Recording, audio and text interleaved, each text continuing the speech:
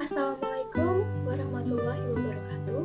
Hai, namaku Nuriska Oktavia Putri dari SMP Muhammadiyah 8 Yogyakarta.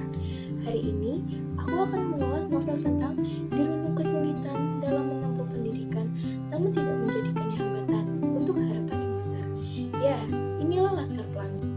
Laskar Pelangi ialah salah satu novel yang dikaryakan oleh Andrea Hirata yang berasal dari Pulau Belitung. Novel ini diambil dari kisah nyata sang penulisnya. Novel ini adalah salah satu international bestseller yang sudah diterjemahkan dari 22 bahasa hingga diedarkan dari 130 negara. Cerita ini dimulai dari sebuah anak yang punya keinginan besar untuk merasakan jenjang sekolah dasar. Kala pagi itu, berdiri dua orang guru di samping pintu seperti menyambut tamu dalam hajatan tertentu. SD yang tersisa di Pulau Belitung tinggal sekolah Muhammadiyah itu. Karena sekolah Muhammadiyah adalah sekolah paling miskin di pulau itu. Dan jika murid yang mendaftar kurang dari 10 anak, terpaksa sekolah itu akan dibubarkan. Mungkin ke-9 anak yang ada di sana akan terperangkap di tengah-tengah jika tidak jadi bersekolah. Lalu, kepala sekolah yang bernama Pak Harfan mengatakan, kita tunggu sampai pukul 11. Demi waktu dan waktu, akhirnya waktu sudah menunjukkan jam 11:05.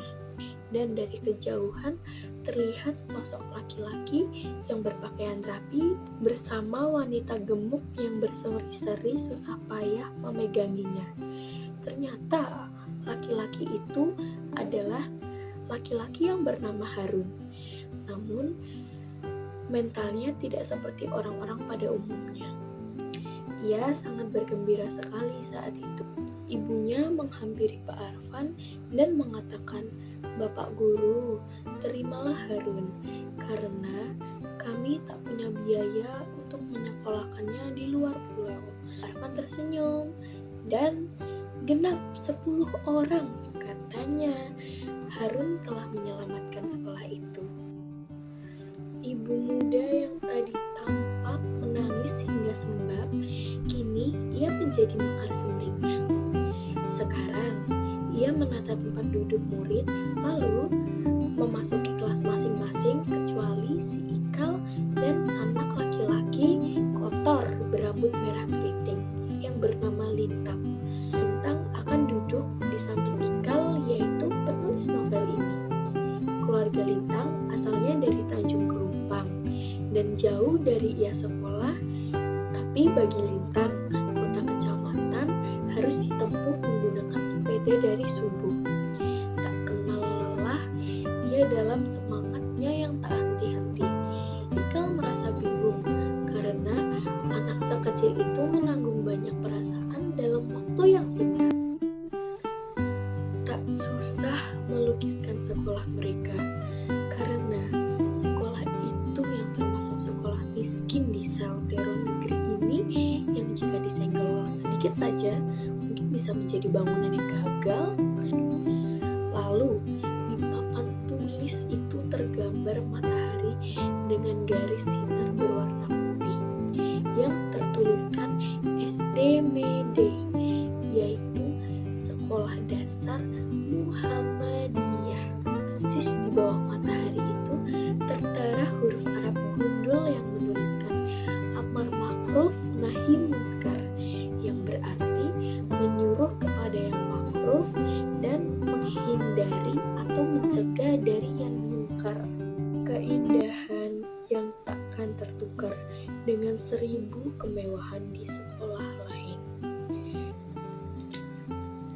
Sekolah-sekolah perusahaan negara timah, yaitu TK, SD, dan SMP. Sekolah-sekolah itu berdiri megah di bawah naungan Agatis. Kepala sekolah di sana yang bernama Ibu Friska, dan ia selalu menghina sekolah-sekolah kampung. Namun juga ada sekolah negeri, tetapi tentu lebih baik kondisinya karena ia disokong oleh negara. Beda dari sekolah kampung yang menyokong dirinya dirinya sendiri. Mungkin itu saja isi cerita yang bisa saya sampaikan, tapi sebelum itu saya akan menilai kekurangan dan kelebihan di novel ini. Menurut saya, kekurangan di buku ini ceritanya yang terlalu terburu-buru sehingga tidak memberikan kepuasan kepada pembaca dan apa yang diharapkan pembaca. Tapi kelebihan buku ini mengangkat nilai-nilai pendidikan dan pentingnya belajar.